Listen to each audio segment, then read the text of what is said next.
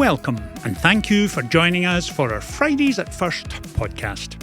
My name is Richard Gibbons. I'm a member of the pastoral staff here at First Presbyterian Church in downtown Greenville in sunny South Carolina. Except this weekend is not going to be sunny. As a church, we have been closely watching the weather forecast and decided that due to a significant winter storm heading in our direction, all services will be cancelled for this Sunday, January 25th. Facilities will be closed, so if you are normally with us on a Sunday morning, please remain home and stay warm. Also, there will be no live stream broadcast this Sunday.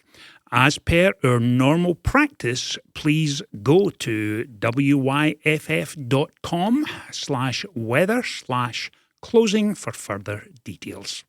This also means our new member weekend scheduled for Friday evening, the 23rd, and Saturday morning, the 24th, has been postponed until the following weekend. My colleague Claire Ripley has been in touch with those who have registered, so if you know anyone who was intending to go, please let them know it has been postponed. The other ripple effect of cancelling events for Sunday morning means that my colleague, the Reverend Stan Johnson, who was scheduled to retire this weekend, we have postponed all of the celebrations and the receptions relating to Stan's retirement until Sunday the 1st of February. Stan has several family members travelling from out of town, and we wanted to give them maximum notice so that they don't have to travel. Meanwhile, your intrepid Fridays at First correspondent is considering buying a generator, simply because the weather will be horrendous. However, at $800 for the cheapest model, my Scottish blood rebelled. I was, however, reassured and delighted to see that Costco is offering two possibilities. At the very affordable price of $49.99, I can take home a generator and simply plug it in. Not having to fill it with gas or connect it up to the main supply on the outside of the building will be so convenient. The second option, and this is an option for the environmentally conscious among us, was a generator powered by, believe it or not, squirrel droppings. This was good news for me, as my garden has an infestation of those cute and adorable little creatures. Now that all my plans are in place, I am confident I will remain cosy and warm all weekend. The lovely Miss Ruth, on the other hand, is sighing, rolling her eyes, and leaving to shop for bread and milk. As we move through the snowpocalypse of this weekend, we are doing a little forward planning for February. And this, of course, is the time of year when we begin to prepare for our annual Yellow Bag weekend. As most of you know, the Yellow Bags go to benefit Miracle Hill. Over the next few weeks, please set aside gently used clothing, shoes and accessories. Pick up a yellow bag beginning Sunday 8th of February and return it on Sunday the 22nd. Your donations make a huge difference to the ongoing ministry of Miracle Hill, who specialise in assisting folks who struggle with addiction and homelessness. Last year, when the bags were returned, my esteemed colleague Stan Johnson, in the hope of retiring, mentioned that he was able to secure a lovely pair of purple Furman pants. Only Stan and his boyish figure could wear such an extravagant garment. Well done, Stan. This week on our Fridays at First podcast, I am delighted to welcome everyone's favourite snow angel, Michelle Ward. Michelle, along with Chelsea Fraser from our Fine Arts Ministry, will be bringing us an update on some exciting developments coming our way. Chelsea, Michelle, welcome. It is a delight to have you join us today.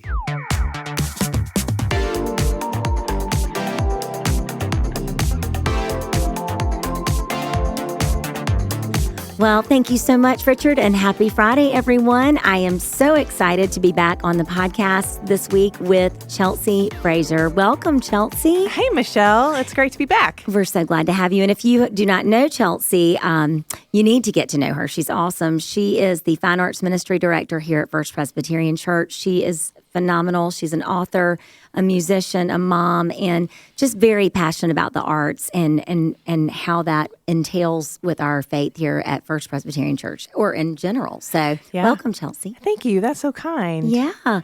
And we have got a lot coming up in 2026. I mean, we had a great, if we want to look back, we had a great year with so many different exhibitions and concerts and things. But we also had wonderful, intimate art and faith lunches. And just tell me a little bit kind of about maybe recap 2025 for like your favorite things. Sure. I mean, probably my favorite performance, well, I guess we have two favorite performances in 25 was we had Andrew Peterson's Resurrection Letters around Easter.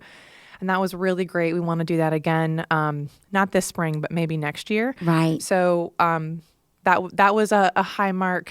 And it was a much smaller concert, but Joel Anset's concert this past fall was it was so good. And having a smaller audience in the student program space, it was just a really intimate, beautiful kind of...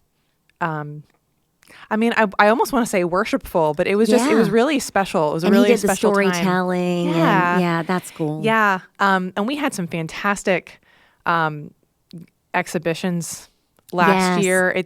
I feel like it's always hard to see an exhibition go. Matt Baumgartner's work was in the third floor gallery, that kind of abstract geometric work. Sacred geometry. Yeah. And so that was really fun to have most of the year.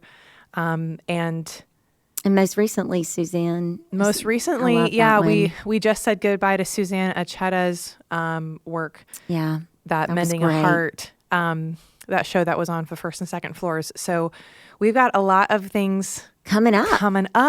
Yeah, we're tell really us about getting that. 26 kicked off with a bang. It's a pretty full spring. So the first thing that we've got on the docket for you is a concert next Friday with Jess Ray and John Van Dusen and Taylor Armstrong. And Jess Ray is a singer-songwriter. She's from North Carolina, and she's done a lot of work with Andrew Peterson's community, the Rabbit Room, and she has her own community, and she's really plugged into a lot of the she's got a cool voice. Such a cool voice. If you haven't heard her, y'all, look her up. Such a Google cool it. voice. She's, and as do they, but I just have been following her a little bit. She's great.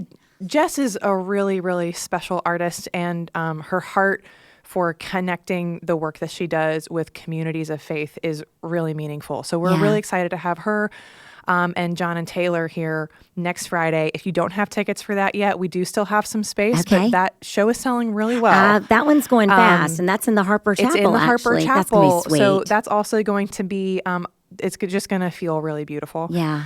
And then the following week, we open our next art exhibition. Yes.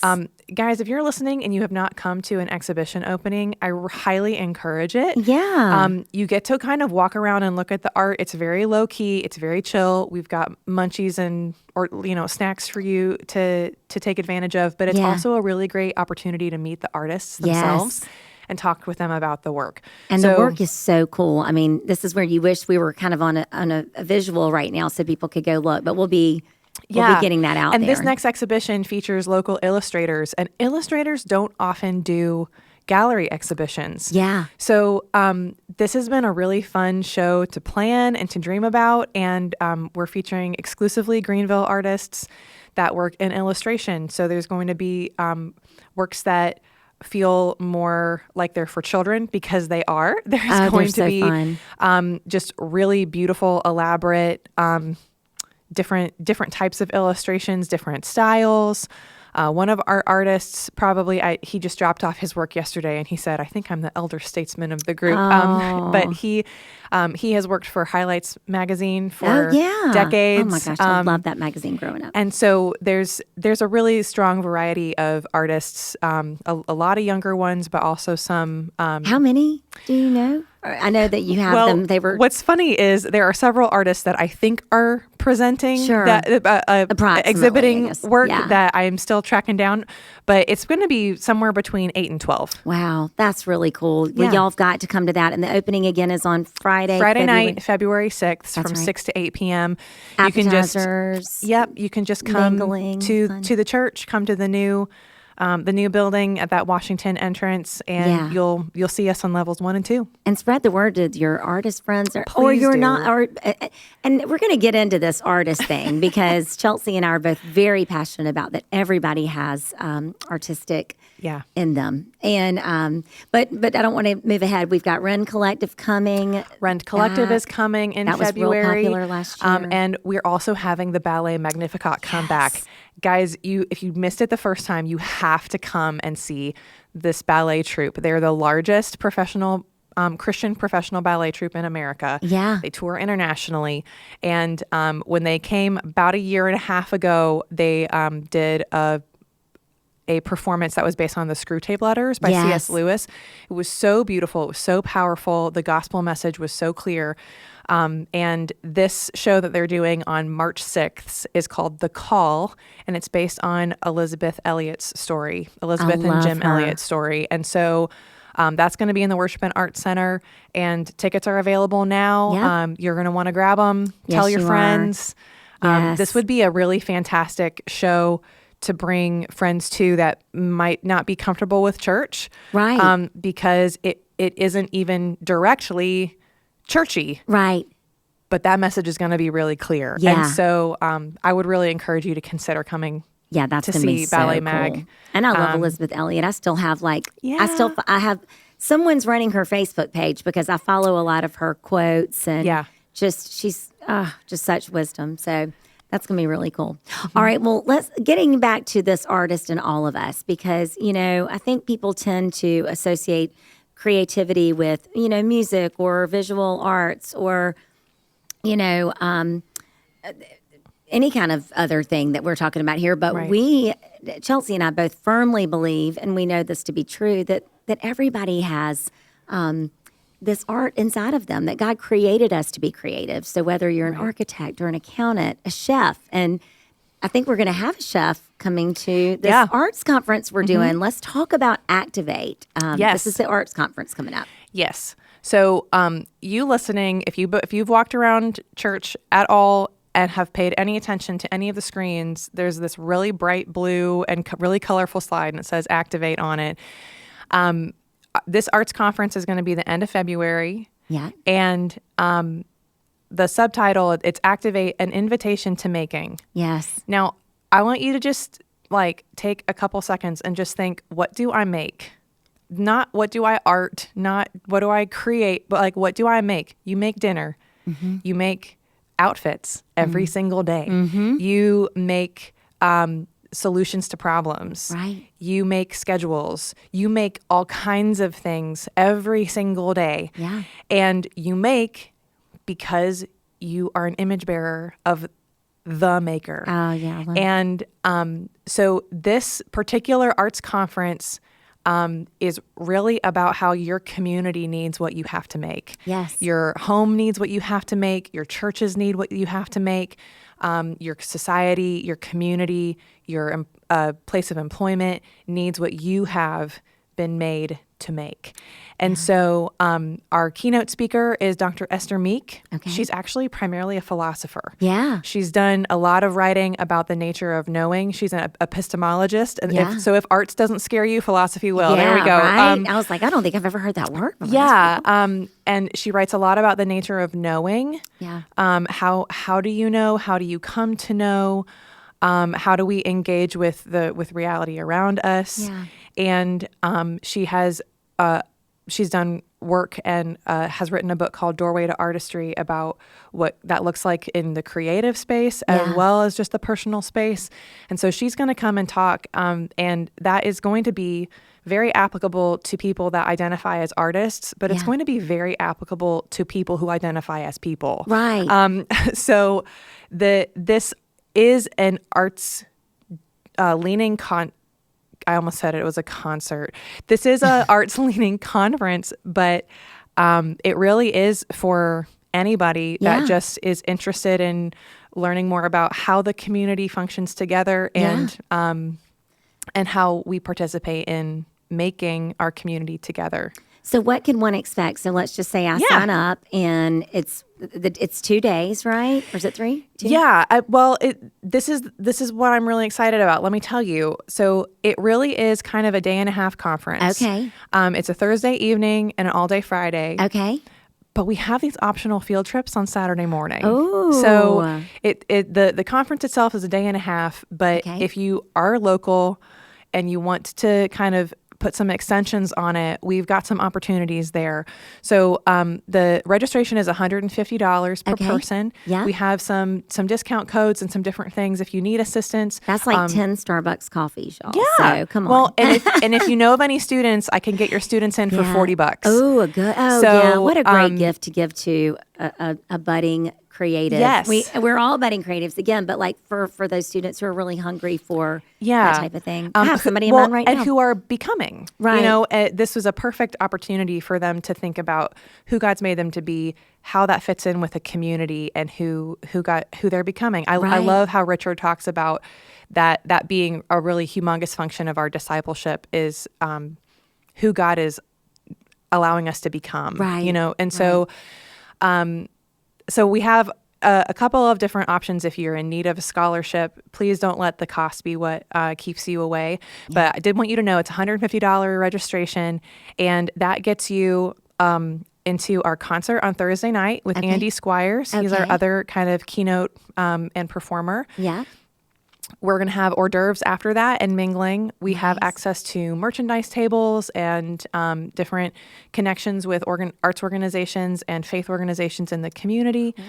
And then all day Friday, we get the keynotes with Esther Meek. And we have several different breakouts, and they're being run by local makers, local artists of a variety of kinds. So there's dancers, chefs, bakers. There are people who are teachers. There are people who are visual artists, who are writers, who are theater performers, people talking about probably my favorite title of one of the breakouts is Risk-Taking for Cowards. Oh, I like that. So afraid. Yeah, just, you know, we all have to do different things that are scary from time to time, and especially when you're making something. I mean, this is a bit of a tangent, but probably you feel uncomfortable calling yourself an artist because that feels like a risk. Right. It feels like somebody might, you know, judge what you make. Is it good enough? Is it right? So true. And so creative people find themselves having to take risks all the time, but really we all do. We all do, yeah. And so there's going to be a lot of opportunities directly in arts applications, but also in general for people who come to this conference to have just a lot of room to explore what God's calling them to do and how that fits in with this community. We have lunch and breakfast provided and are going to have a closing time of worship together. So it's going to be a really beautiful time spent together. And then on Saturday, rather than having kind of workshops on site, we're pushing people into town. And so there's going to be some studio visits and some tours of art in other churches and opportunity to make art and experience art and of all varieties. Yeah. Gosh, that's wonderful.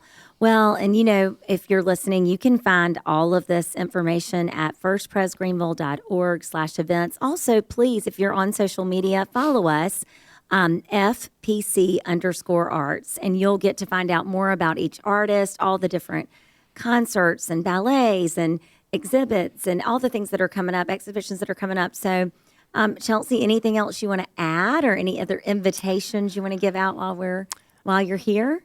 Just that if you know, big events are really not for you, we do meet monthly on the first Friday of the month at noon as a kind of smaller group of people that make stuff, that want to be with other people who make and who talk about what that has to do with our faith. Yeah. And so whether you're just kind of curious and you'd want to learn more, that's a really great place to show up. And if you are an artist, but you don't feel like one, that's also probably one of the places I would encourage you to come. Sure. This coming Art and Faith lunch is Friday, February 6th at noon. We're going to meet in the student program room, and we're going to get to meet a local opera singer named Sarah Davis. Oh, and she's just started an organization called Full Body Opera, and her whole goal is helping people just understand opera a little bit better without having to go and sit through 2.5 hours of a show that you may or may not like. And so she is phenomenal. She's going to do a kind of a talk and a mini recital. And so that'd be a great other time to come. Well, as y'all can hear, Chelsea is very passionate about her role here at First Presbyterian Church and all of different the arts organizations that are even around town. We're so thrilled for you. And thank you so much for being here. Thank you for all you do. You're welcome. And like I said, firstpresgreenville.org/events, FPC_arts. We want to see you there. Michelle and Chelsea, thank you. And finally, I trust you remain safe and warm this weekend, and I look forward to seeing you when you have lost all the frozen food in your freezer and the ice-pocalypse subsides. Alternatively, you can leave it outside and the temperatures will preserve it for you.